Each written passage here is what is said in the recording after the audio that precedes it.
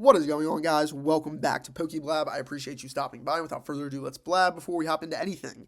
Get on the ground floor of Blab. Hit that subscribe button if you haven't done so already. I do appreciate you all. I know this is a Pokemon channel. Before you click off, we will be talking Pokemon. However, if you interact with the trading card world, if you've ever been to a card show, you know what is going on. It's all sports cards and Pokemon. Yes, there's a little One Piece, some Dragon Ball Z, this and that. Essentially, all of that's under the TCG umbrella, and then the other side would be sports cards. Again, if you've been to a card show, it used to be 70-30 sports, maybe 80-20 sports. Now it's getting close to 50-50. A lot of shows are converting into 70% TCG shows when compared to sports. However, that is not the crux of this video. If you look at this card and you know who has purchased it, throw it down in the comments. Obviously, we're going to get right into it. This is a very interesting card, and a very interesting person just came out with a podcast. Previously, Logan Paul was on the Iced Coffee Hour, and I was looking very specifically for a time code where they were talking about the Logan Paul Pikachu Illustrator, and then I made a video about it because what he said was very, very, very interesting. If you haven't seen that video yet, I think it's 5 or 10 videos back. Take a look at that. I think the video actually did pretty well because I think the Logan Paul Iced Coffee Hour interview where they talked about the Pikachu was actually very interesting. So, if you don't know who Kevin O'Leary is, he is one of the sharks on Shark Tank. He recently made a big splash when he purchased this card, in some conglomerate. I think he owns part of this card, and then he went on to I think it was the Marty Supreme, red carpet, where he bedazzled it in jewels and all of that, trying to be kind of like a, knockoff Logan Paul. Me personally, Kevin O'Leary's always kind of just been a goofy. His whole character is being, just kind of a bad guy, and he plays into that, in the Marty Supreme movie, on, Shark Tank, this and that, but his whole persona is being an asshole, kind of like some people we know. But before we fall off a cliff over there, let's just get right into the interview where he actually does not even speak too much about this card. He actually gets into one of the toughest negotiations he's had for a trading card. Yes, it is for a sports card. He doesn't specify what the sports card is, but in my head, you could be thinking it's a Pokemon card. Because he doesn't specify it, and because these high net worth individuals are getting into TCG cards as well, I just think it's very interesting. So, without further ado, let's hop right into it. It's about 3 or 4 minutes where he talks about it. I'm going to try not to pause as much. As you know, I like to do one take, so I'll try to get through, a couple of minutes, let you guys watch it, and then give a little commentary on the back end, see what I think, and then let me know in the comments what you guys think as well. What's the biggest screw up that you've had during a negotiation? That's a good one. In the last 48 hours, there was a card out there that we made a deal on, and the guy that sold it, who I did not know, it turns out what he did is and I don't know this for sure yet, but I think we're going to find out this is the case. He used my name to trade it sideways to somebody else. So essentially what happened is Kevin O'Leary was interested in a card. The reason I believe it's, a sports card is at some point he does say that it's a one of a kind, or, it'd be very easy and obvious to spot what card it is. In Pokemon, we have a handful of cards that there's, very low pops on maybe. I just think it's a sports card. And essentially he's saying that the buyer leveraged Kevin O'Leary's name to then sell it. Maybe he said, O'Leary was interested, et cetera, et cetera. I find it very interesting that he says right up front, I don't know this for sure, but I think we're going to find out. I don't know. Let's continue. What's going to happen in the next few hours to him is he's not going to like it. It's going to be raining from the sky, lawsuits from hell. Because in the market, it's like the market in New York for diamond merchants. There is no paper. There's an agreement, there's a handshake, and that stone is sold. It never goes sideways. And should you ever breach that 100-year-old trust that's been generation to generation, you're banned from the industry forever. In cards, when you make a deal, because you're working with people all over the world, when you finally come to a price and you say, are we done? And the other side says, we are. It's sold. It's over. This is very interesting. I think, raining lawsuits from the sky, all of those types of things. It's very interesting because, technically verbal agreements and handshake deals can be legally binding. They're very, very difficult to prove. And again, he said he doesn't know it to be the case. From my very, very lowly, just enjoying trading cards, buying, selling, trading them, what probably happened was there's this very exclusive card. Kevin was interested in it. There was a price negotiation out there. Who knows? Obviously, I'm completely speculating here. And the gentleman leveraged Kevin's name to say that this is the other buyer who you're like negotiating against. Now, is that morally wrong? Sure. If there's documentation that an agreement on a price was made, I mean, I guess this is why you go to court, for these sorts of things.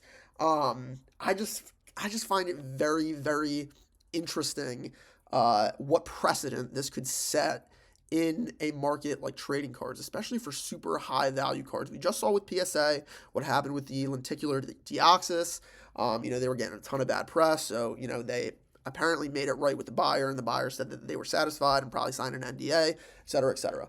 But this idea that these prices and massive amounts of money, being wired or going, through international water, it's just like it's very interesting. It's very crazy. I just saw this, so I haven't completely put together my thoughts on it, but I just find it very, very interesting. I think they continue for about another minute. Let's see what he has to say. And in this case, I've never seen it happen before, but he reneged. He's never seen it happen before. I mean, if you're buying a $13 million card, I understand not going to card shows and trading $5, $10 cards or even $5,000, $10,000 cards. I completely understand that. But this man claims to be a business titan, and he's never seen a deal get reneged in the trading card hobby, which is very, very interesting because it's literally that type of market. It's an unregulated market where these sorts of things happen all of the time. And I consider this contemporary art, modern art. The piece is now tainted. If anybody ever tells you it's not an asset or it's not, modern art, how could you compare this to Mona Lisa? Just tell them that Kevin O'Leary said that it's contemporary art. Because from my legal perspective, I own it. The other buyer, everybody that touches that card is going to know that I'm going to litigate for my legal claim. So that card is going to be very hairy in the next few years. That's why I said I believe it's a sports card. Maybe it's a super low pop TCG card, but obviously you'd have to know that it's a specific card, right? Anything with a population of 2 or more theoretically could have 2 cards on the market, right? Theoretically. So it's probably a one of one. It's probably millions of dollars. It's probably a sports card, right? His perspective is that they made a deal, he legally owns it, and he's going to litigate anybody that touches the card. I mean, I get it from his perspective, and that's his prerogative, fine. But it will be interesting how this goes. We will continue because I think he says somewhere in here that he's going to get the press involved, and it's just. Even though it's a very valuable card, it's probably going to become very famous because of the litigation, not the card. Everybody that touches that card, I'm going to sue them. Anybody that tries to be an agent, I'm going to sue them. Anybody that tries to auction it, I'm going to sue them. As far as I'm concerned, that's my card because... At what point is it just using the dollar and the courts as leverage? Because, I mean, he could just go up to any card and say, I own this, and I'm going to hound you down with lawsuits if anybody else tries to buy it. Because he's decided he owns it, right? I mean, yeah, there are some states where, a slap, a bullshit case can just get thrown out, sure. But, I mean, not a lot of people have the experience or have the wherewithal or, frankly, the dollars to fight off these lawsuits if they don't get struck down as slap cases. So that's why I'm saying I think it's interesting how this could become... I'm not saying that's going to happen, that, someone's just going to look at your card and say, that's mine, and I'm going to sue anybody. But it does set an interesting precedent. And not that, Kevin gives a shit about any of that, but... The transaction took place. Were you on the phone or in person with this person? You guys agree verbally on a price, shake hands. One of my partners was on the phone, and there was a witness as well. Now, because he's reneged, the only legal recourse we have is to bring a claim I'm going to let the process run its course. But I know every buyer of cards of this price on earth. I know who they are. And That's an interesting statement. There's a lot of people that buy high-end cards that don't want anybody to know who they are, right? They're not all Scaramucci jumping and giving Logan Paul hugs because they bought a $20 million card. There's a lot of international buyers. There's a lot of, I mean, just look at YouTube. Like, there's a lot of people that want to just remain anonymous making YouTube videos for a couple hundred people to see. I get shit on for, making these type of videos, even though I go on podcasts, show my face. But I don't know, like the idea that he knows all of these people, like the authority on trading cards that this guy thinks he has is just like quite hilarious. I don't know if we'll get to it, but at one point he says, "Yeah, I bought that MJ Kobe card for $13 million," and on Card Ladder it says it's worth $17 million, and it's like, okay, Card Ladder is what everybody's using right now, right? Even though isn't Card Ladder owned by they're owned by like some big conglomerate. I'm not gonna. It's like eBay or PSA or something. Like they're owned by some like massive conglomerate that has like all of these. I don't know, just so many conflicts of interest and all these things. It's just funny. Like I don't know. I think this guy sucks. if you haven't gotten the gist, like this guy sucks. He knows he sucks, and he plays into the fact that he sucks. Again, like someone we know. They also know who I am, and they know that I don't let this happen to me. What was the card? I can't say, but you will know. You will find out soon enough. Why not get it in writing at that point? There is no writing on cards. That's not how it works. Oh, really? I mean, that's bullshit. That's just insane. There's no writing on cards. So if there's not even a text message or like, so what are we bringing this legal case about? You talk to some guy who's in Hong Kong, like over the phone and like recorded it. And it's going to be a very, very interesting legal case. If he says he doesn't know for sure that this is what happened and there's nothing in writings. And it was also one of his agents that was on the phone or one of his partners. So like third hand, he's getting this information about a card that he won't tell anybody about from a person that he won't tell anybody about. I mean, it's just like, I don't know, guys. Why? I feel like just with any other thing that you would buy, you would get a contract, you'd sign it. The way it works is you're on the phone with someone in Malaysia or the Philippines. The card is, you've been discussing it for sometimes 6 months. You don't have an agreement on price. You're watching the markets move. You finally come to an agreement on price. The trust is unbelievable. You wire $13 million to that person. Well, your representative is right at the table, and they pass over the card in its clam like that. The card in its clam, bro. When they see the money in the bank. That's it. You take the card, you leave. You go get it graded, or you put it in a vault. You get back on an airplane and you fly with it, whatever you have to do.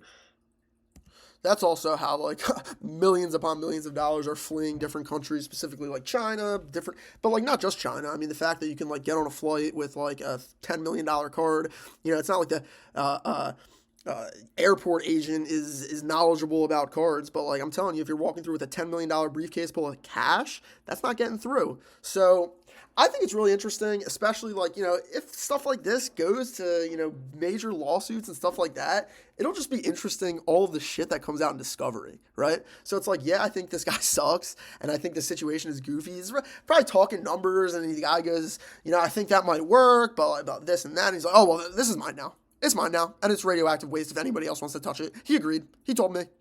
It's like, we'll see.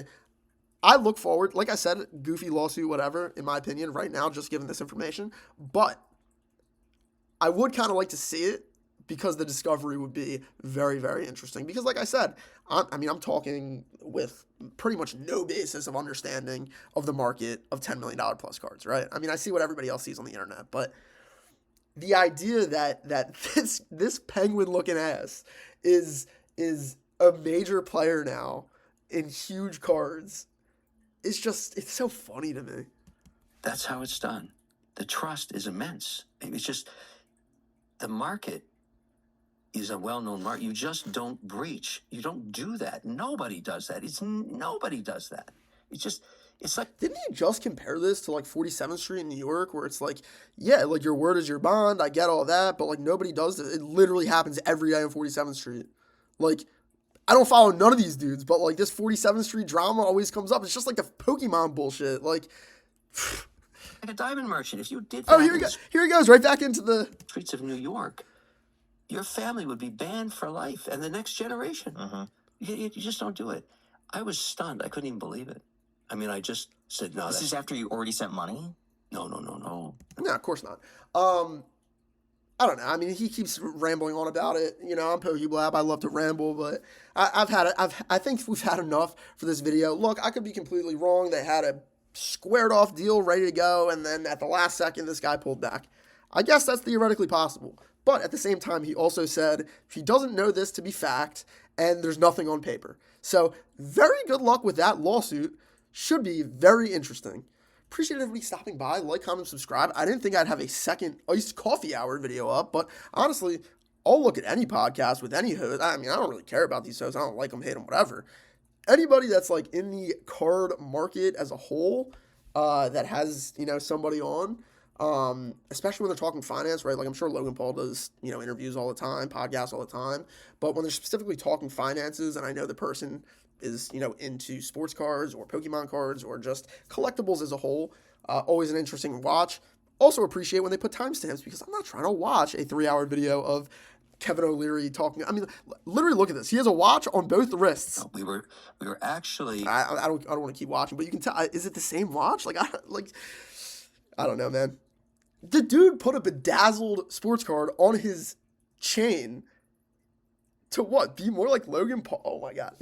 It's cringe. Anyway, I appreciate everybody stopping by. Like, comment, subscribe. I'll see you all in the next video.